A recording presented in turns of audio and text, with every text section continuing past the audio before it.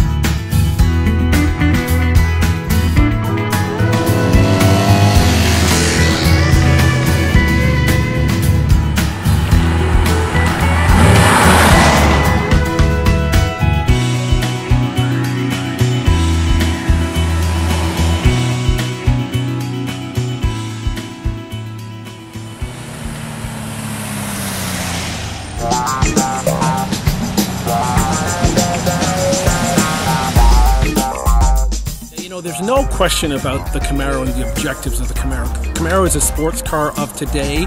It's available with two powertrains. One is a 3.6 liter, V6 that's great on fuel efficiency and gives you 300 plus horsepower, 323 for 2012. But really the ultimate Camaro is the Camaro SS with 426 horsepower. The car was designed by Tom Peters, who's one of our top designers, and really, today's Camaro is an evolution of the '69 Camaro. That was sort of his foundation for today's car. And as you can see, when you look at that car, whether it's the rear angle, the front angle, the profiles, every angle on that car is beautiful. And then the interior, if you look at the interior, it's a combination of the historic Camaro that it is meant to be with technology from today that includes satellite radio and OnStar and all of the technologies that people expect in today's cars. I really can't tell you how, I'm almost speechless about driving this car. I've driven a lot of Camaros, but there is nothing like an SS Camaro. What else can I tell you? It's just a beast.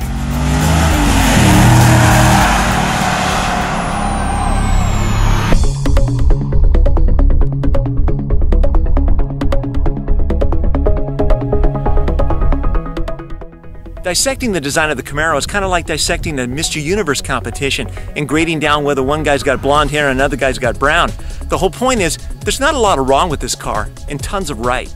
400 horsepower, 410 foot-pounds of torque, 3,900 pounds, just under 37K. It's not a Corvette, but it is a rocket.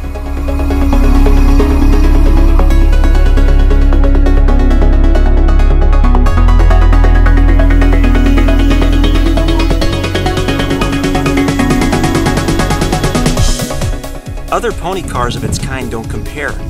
They may be brute force power, but they aren't intentional sculpture. In the Camaro, beauty, brains, and brawn seem to have been done at the same time. The result is a stunning, head-turning, world-class design. Now, the problems with the Camaro? It only gets 16 miles to the gallon, and that's harsh. And if you put a Slurpee in the center console, you can barely shift the car. You better stick to small copies. But that being said, not too bad for 37 grand. Now the interior is tight, and I'm about average height, and I still have to have the seat in the uppermost position to see out the windscreen. There's a lot of metal in front of me.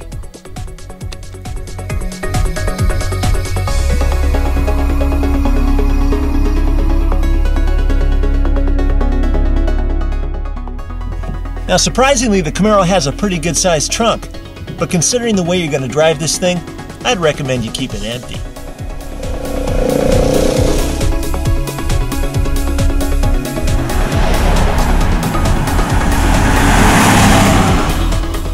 The 45th anniversary Camaro is a true muscle car in every sense of the word, but it's something more.